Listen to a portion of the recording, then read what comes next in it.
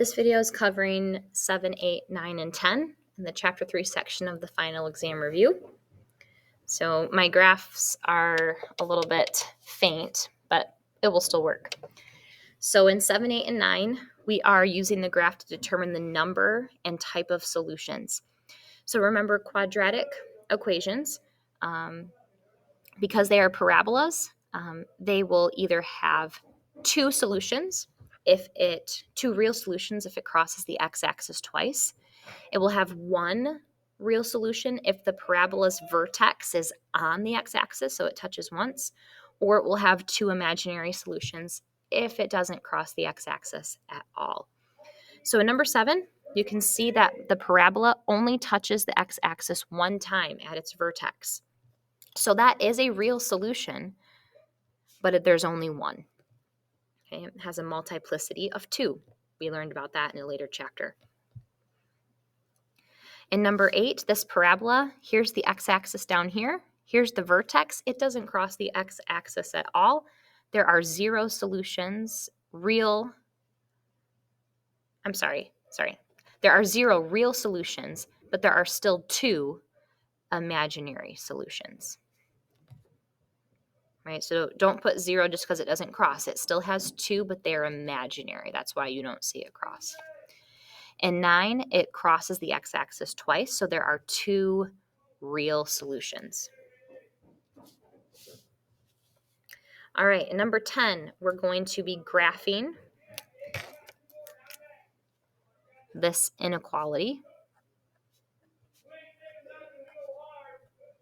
Okay, so we're going to use a table, but what I like to do is I want to make sure that I plot the vertex of this parabola on my graph. And so we know to find the vertex, we use our axis of symmetry formula. Okay, so I'm going to find the vertex by finding where this x value is of the axis of symmetry. So A is 1, B is 2, C is 3. So the opposite of B over 2A tells me that the axis of symmetry is at x equals -1. So I want that to be in the middle of my table here.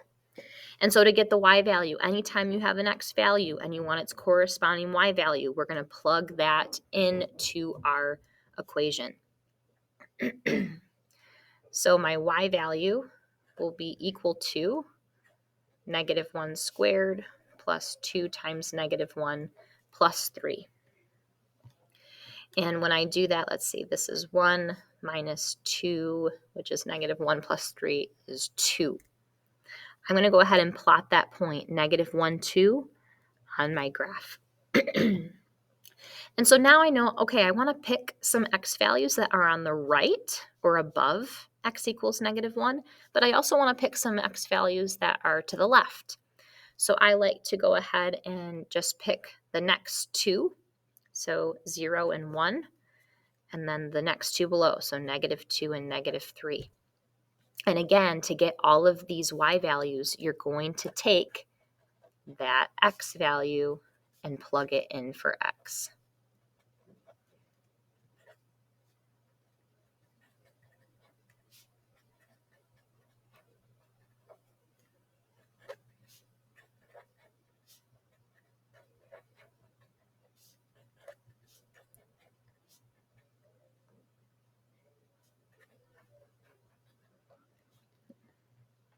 Now, when I plug in 0 squared here, I get 3. Now, because I've picked values that are an equal distance away from the axis of symmetry, the y value for 0 should also be the same y value for -2, which it is. And when I plug in 1 here, 1 squared is 1, plus 2 is 3, plus 3 more is 6, and I get the same thing for -3. I'm going to go ahead and plot all these points.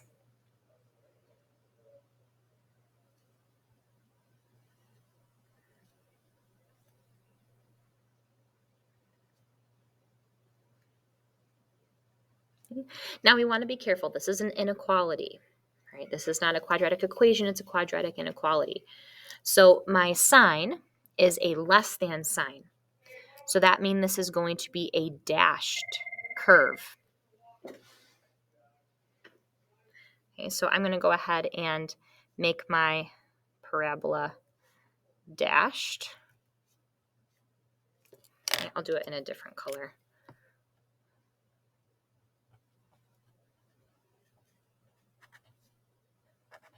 Okay. But we also have to do some shading. All right, so we've got to know whether we're going to shade below the parabola or above. And so I always told you to pick a test point. And if you can pick 0, 0, because it's not on the parabola, pick that one. So if I plug in 0, 0, an x and a y value of 0 in here,